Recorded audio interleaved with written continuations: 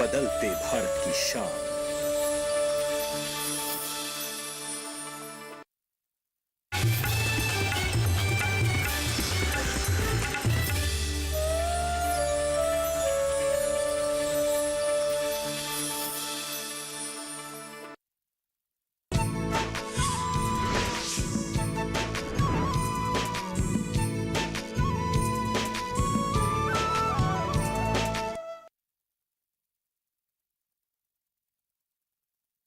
अब खुशियों की दिन आई, अब उम्मीदों ने हंसी, थोड़ा सा दो बहुत लो, जिंदगी सवारो, आस्था हो आस्था, आस्था हो आस्था। 2 महीने के अंदर तुम मुझे मेरे सारे पैसे लौटा दोगी। लेकिन और करोगे भी क्या? और कोई रास्ता भी तो नहीं है। हाँ पिताजी, मैं बड़ी होकर डॉक्टर बनूंगी और हमारे गांव के सभी लोगों का इलाज करूंगी। तुम इतनी खूबसूरत हो और मुझे पसंद भी हो। ऐसे ही अगर तुम मेरे पास आते जाते रहोगी तो पैसा क्या चीज है? ए रुद्र, कहाँ से आ रहे हो? बाजार में थोड़ा काम था, बाजार से आ रहा हूँ। वाह, बाजार जाके बहुत खरीदारी चल रही है। ए, देख उसके बैग में क्या है। अरे कुछ नहीं है, बाजार का सामान है। अरे छोड़ो ना। फट।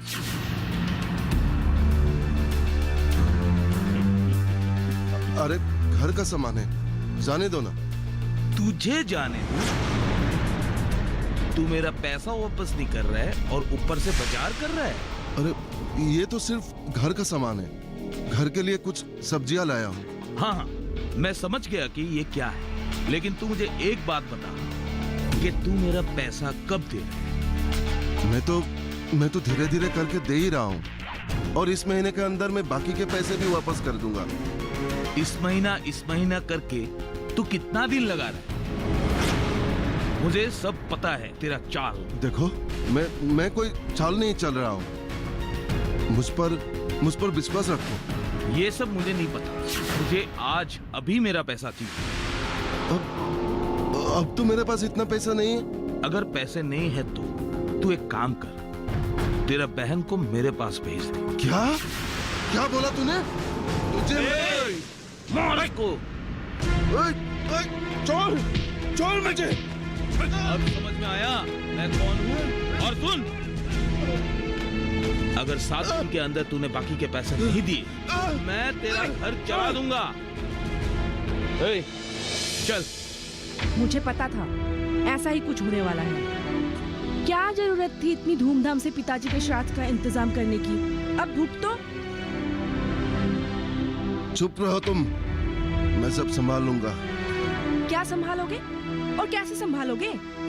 अगर हम उसका उधार नहीं चुका पाए तो सच में आके वो हमारा घर जला देगा। ऐसे कैसे घर जला देंगे? हम लोग क्या हाथ पे हाथ धरे बैठे रहेंगे? नहीं तो क्या करोगे? लड़ाई करोगे? लड़ पाओगे उससे? अरे कोई नहीं साथ देगा हमारा।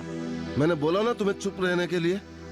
कुछ नहीं होगा, जैसे भी हो मैं उसका पैसा वापस कर दूंगा, और तुम ये बेकार का चिंता करना बंद करो। जो करना है करो।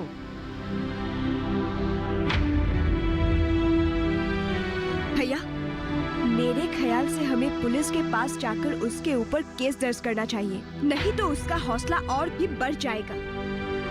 उसके ऊपर केस दे के कोई फायदा नहीं होगा रोदाली, सब उसके मुट्ठी में है। हमें जैसे भी हो पहले उसके उधार चुकाना है, उसके बाद ही हम कुछ कर सकेंगे।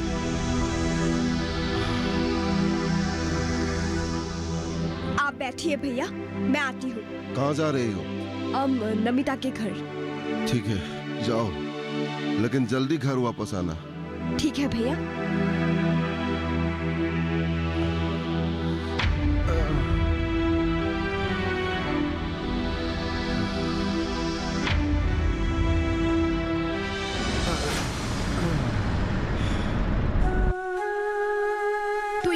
है। हाँ, अब तुम ही बताओ रोशनी, मैं क्या करूं? भैया के हालात मुझसे देखा नहीं जाते, लेकिन मैं कुछ कर भी तो नहीं सकती। बोलेन को और कितना रुपया देना है? 12,000। तुम चिंता मत करो, तुम्हें 12,000 रुपया मैं दे दूंगी और तुम रुद्र भैया को दे आना। तुम? हाँ, मैं।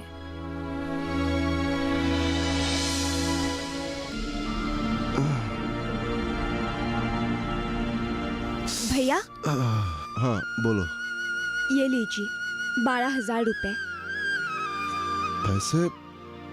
लेकिन इतने पैसे तुम्हें मिली कहाँ से? मुझे रोशनी ने दिए हैं, उधार पे। रोशनी ने? हाँ, और उसने कहा है कि उसको कोई जल्दबाजी नहीं है, हम लोग समय लेकर उसको वापस कर सकते हैं। लीजिए। ठीक है, इस वक्त हमें ये पैसे उधार देके हमारे ऊपर बहुत बड़ा उपकार किया है। हाँ, आज अगर ये पैसे नहीं मिलते तो पता नहीं क्या होता।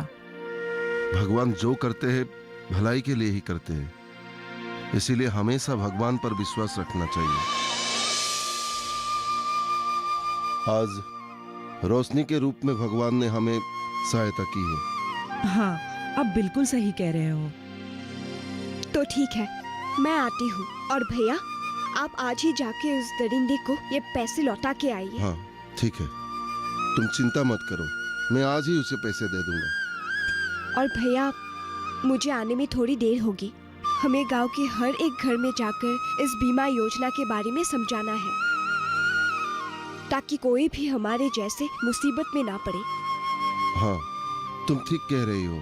जाओ, लोगों को अच्छी तरह से समझाना, और जब मैं ठीक हो जाऊंगा तो मैं भी घर घर जाके लोगों को समझाऊंगा। हाँ जरूर, तो मैं चलती हूँ।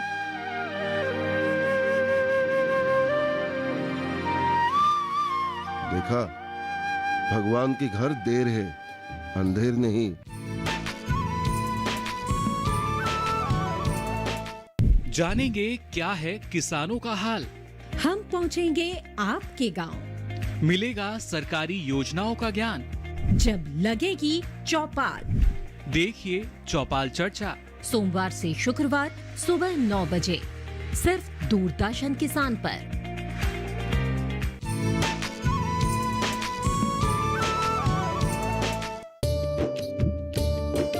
आज तो हम लोगों ने बहुत सारे गाँव वालों को समझा दिया। हाँ। और मेरे ख्याल से वो लोगों को समझ में भी आया, है ना? मुझे भी यही लगता है। लेकिन अभी भी बहुत सारे घरों में जाना बाकी है।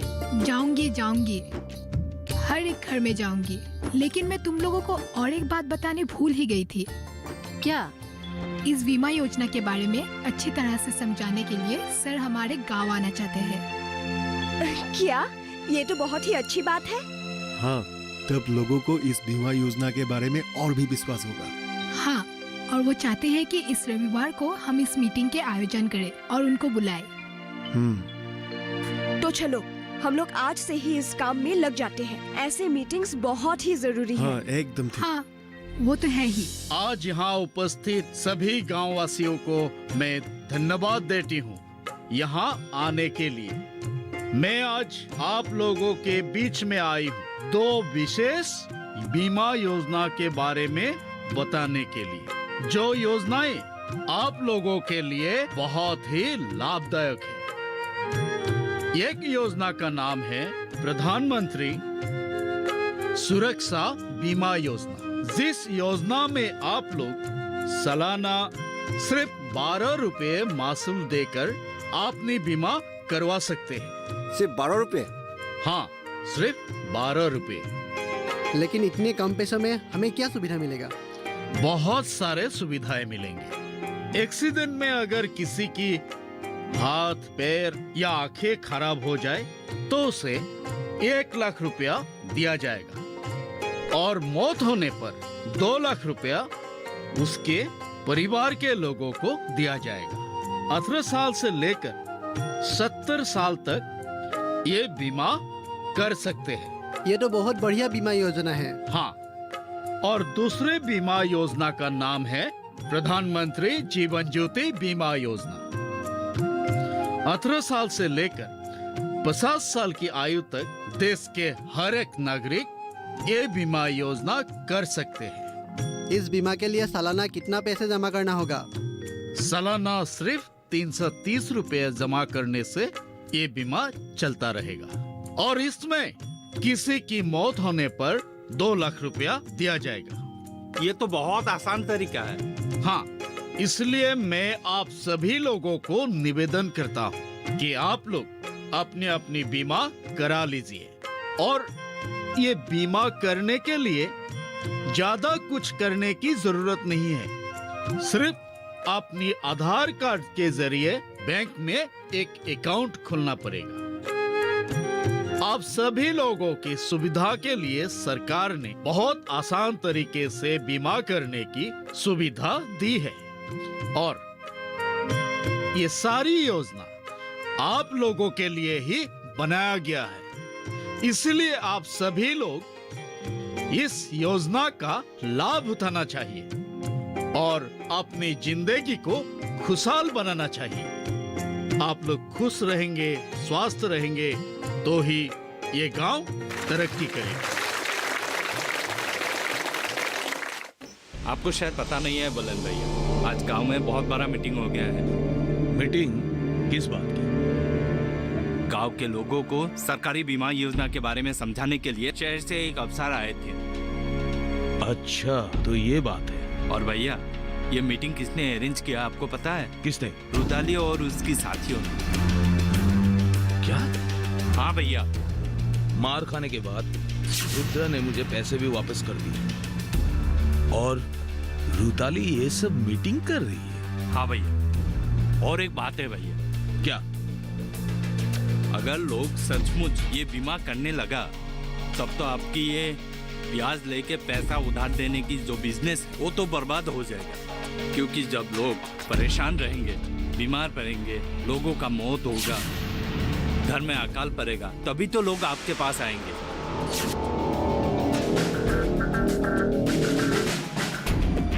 ये बात तो तुमने सही कही। और एक बात है भैया, जब लोगों का एक्सीडेंट होगा या मौत हो जाएगा तब सरकार ही उन लोगों को लाख रुपया 2 लाख रुपया दे देंगे, तब लोग आपके पास क्यों आएंगे? उनकी जो समस्याएं हैं वो तो सरकार ही समाधान कर देगी। ये तो सोचने वाली बात है। कुछ तो करना पड़ेगा, लेकिन पहले लोगों को इस योजना के बारे में उल्टा सीधा बोलना, ताकि गांव के लोग ये बीमा ना कराएं। हाँ भैया।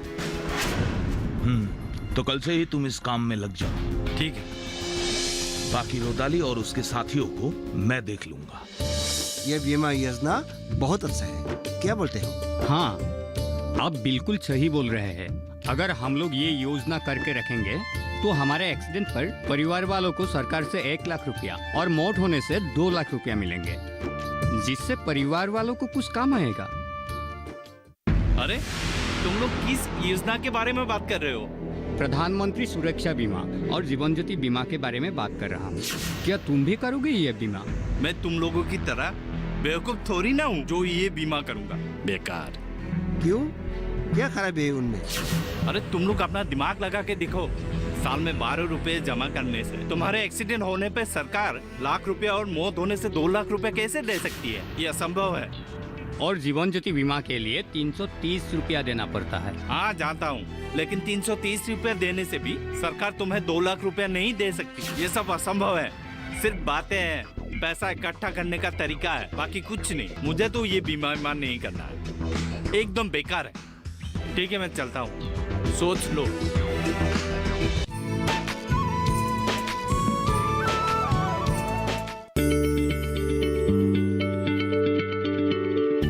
क्या आप किसी बीमारी से परेशान हैं?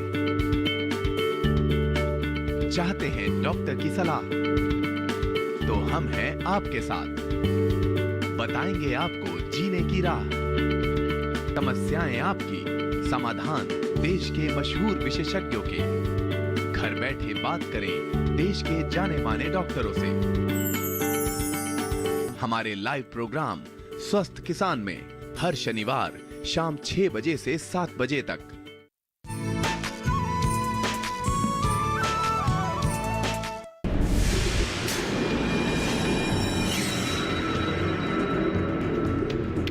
रोदाली, कहाँ जा रही हो? आपको क्यों चाहिए? और इस तरह से मेरा रास्ते रोकने का क्या मतलब है? मतलब पूरा साफ है। मेरे मर्जी के बिना तुम यहाँ से एक कदम भी हिल नहीं सकते। देखो रुदाली, तुम जानती हो मैं तुम्हें कितना पसंद करता हूँ, लेकिन तुम हो कि बार बार मेरे ही नुकसान करते रहती हो। मेरे ही कामों में तुम टांग अड़ाती रहती हो। ये क्या अनाप शनाप बोल रहे हो आप? मैं अनाप शनाप नहीं बोल रहा हूँ, बिल्कुल सच बोल रहा हूँ। तुम ये जो गांव के लोगों को बीमा कराने के लिए घर घर जाके भड़का रहे हो, वो तुम बंद करो। इससे आपको क्या तकलीफ है? और फिर मैं जो भी कर रही हूँ गांव वालों की भलाई के लिए ही कर रही हूँ।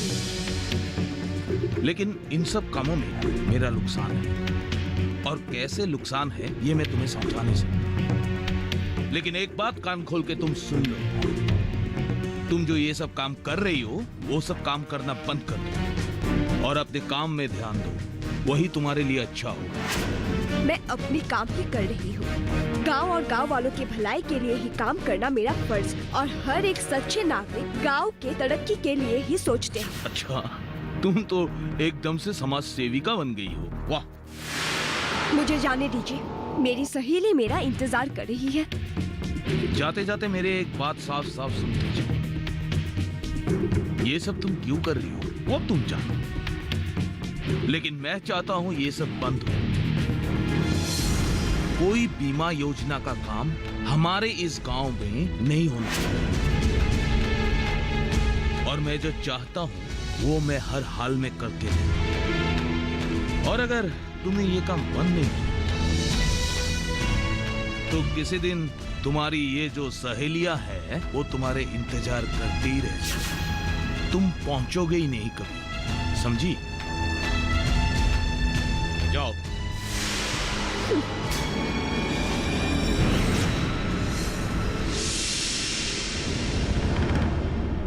उसकी गुंडागर्दी दिन ब दिन बढ़ती जा रही है। हमें उसके खिलाफ जल्द ही कोई एक्शन लेना पड़ेगा। यहाँ के पुलिस भी उनसे एक्शन लेने से डरते हैं। उसकी पहुँच बहुत ऊपर तक है और हमारे गांव वाले भी उनसे डरते हैं। कोई कुछ नहीं बोलेगा। लेकिन हम तो नहीं डरते, उनके खिलाफ हम कंप्लेंट करेंगे।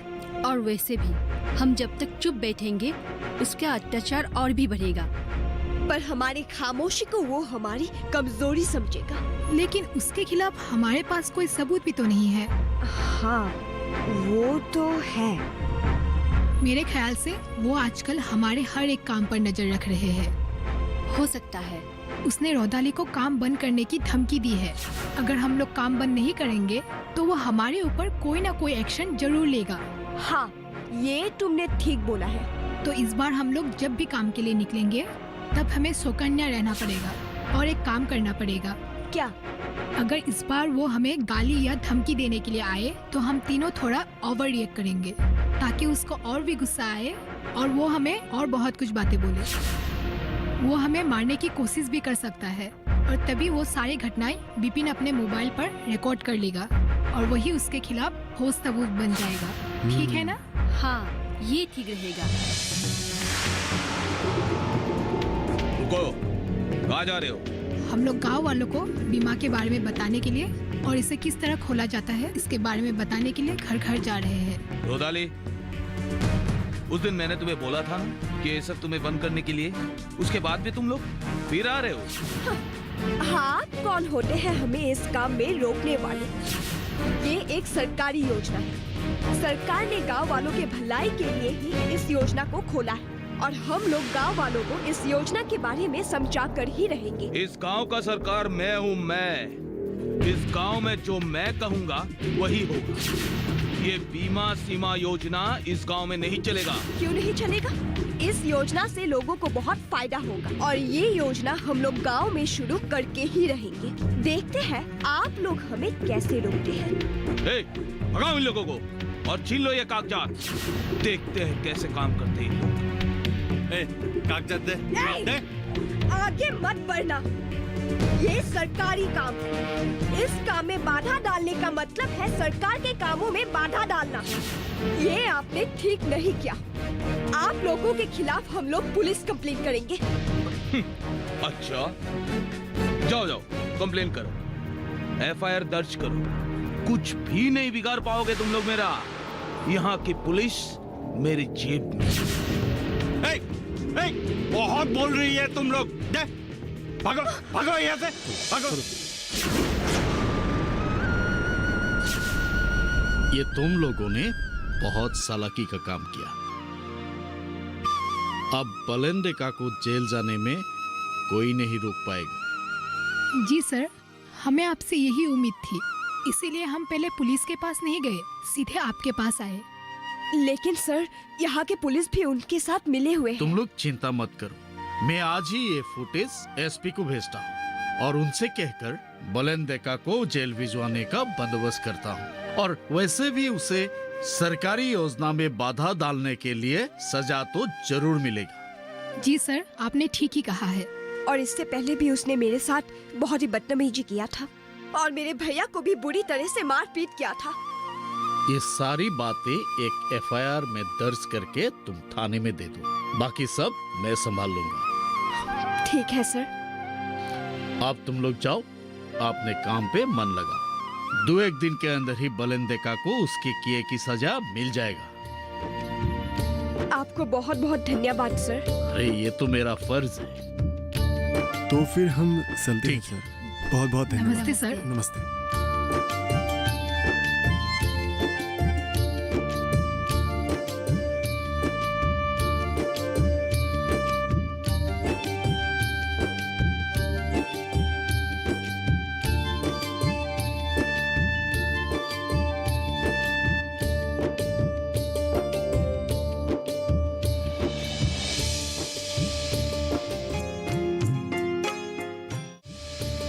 देखते देखते इस गांव के सभी लोग प्रधानमंत्री सुरक्षा बीमा योजना और प्रधानमंत्री जीवन ज्योति बीमा योजना का लाभ उठा रहा है, जो आप सभी लोगों के लिए और इस गांव की तरक्की के लिए बहुत ही अच्छी बात है। इस बीमा योजना के द्वारा आप लोगों के बहुत सारे समस्याएं दूर हो रहे हैं।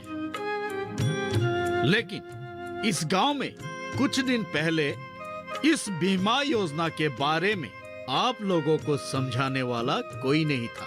आप लोगों को पता ही नहीं था इस योजना के बारे में।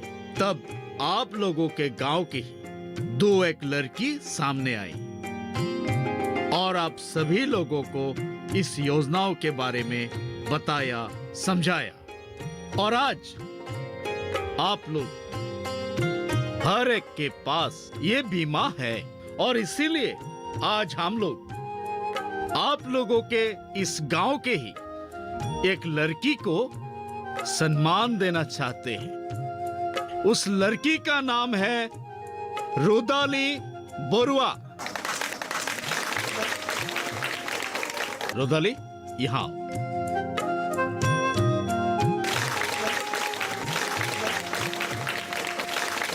धन्यवाद सर। खुशियों की दिन आई,